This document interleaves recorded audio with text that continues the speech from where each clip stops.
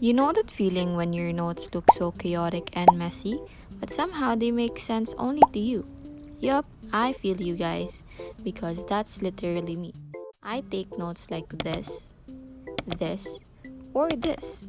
Let's just be honest, guys. We don't always take notes so aesthetically pleasing like others, and that's totally okay and normal. So, hi everyone, I am Raya, and for today's video, I'll be sharing how I take my not so aesthetically pleasing but helpful notes. Just a quick disclaimer though, I'm not professional when it comes to this, and I also don't follow any note taking method. I am just an ordinary student surviving school every single day, but I hope this video helps you.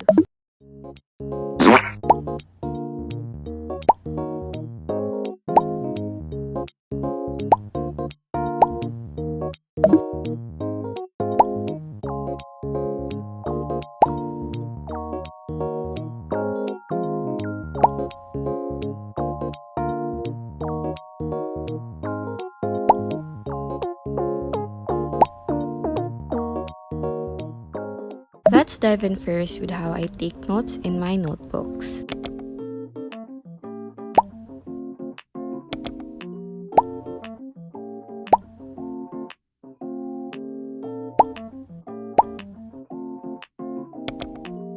In writing my notes, I love using colored pens. I usually use pink, green, or any colors I'm feeling for that day. When I write my notes, I don't write everything. When I say everything, I mean literally everything. I think that's one mistake that most students do. So I advise to write the important information only and use your own words for better understanding and learning. After I write my notes, I usually highlight, encircle, or underline the important words. In this way, it helps me understand my notes better and actually makes me learn something. I use Google Docs or Google Documents when I think I don't have enough time to write notes or when the lesson is too long for me to write in my notebook. Using Google Docs also saves time, effort, energy, and paper.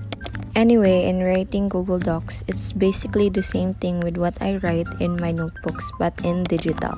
I usually use two columns for me to save spaces. I use any colors other than black for my subtitles and titles, and then I write all the important information only. Next is writing notes in bond paper and index cards.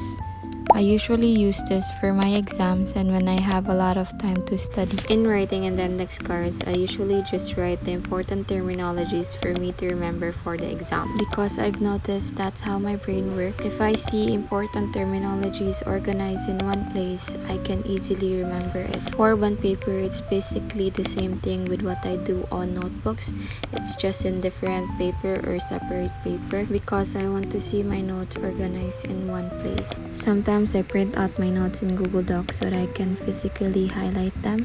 There are also times, especially in math subjects, I test myself. But most of the time, I use blurting method for me to check if I've really understood what I've studied. Overall, this technique of mine helps me learn effectively, efficiently, and maintain good grades. Next is my iPad. I just recently used this, so I'm not that good at this, but I'm still exploring different apps and learning what works best for me. At first, I tried using GoodNotes for note-taking, but later on, I discovered CollaNote. It honestly amazed me with how feature-packed it is. And literally feature-packed because it has many pens and brush types you can choose from depending on your handwriting styles. Highlighting, lasso, and text tool are some of the basics that you can find in the app. You can also check out their stickers, which by the way are so cute. There are also a lot of features like CollaNote's translation tool that supports over 90 languages, records in audio and automatically transcribe it, flashcards for studying, and an AI calculator. What's even more impressive is its real-time collaboration feature. This is helpful for group studies or sharing notes with your classmates, which you can edit and write on the same page together. CollaNote is a note-taking app available on iPad, iPhone, and Mac. It is designed not just for writing but also for learning and collaboration. This app is helpful for someone like me who is still exploring digital note-taking apps. So if you're planning to try it out, you can use my code raia50 and you will get 50% off the premium package when you enter my code. Let's now move on to my note-taking style. In writing in my iPad, I still keep it very simple. I use ruler to make 2-column layout to save spaces. I use colored pens to add titles and write the important information only.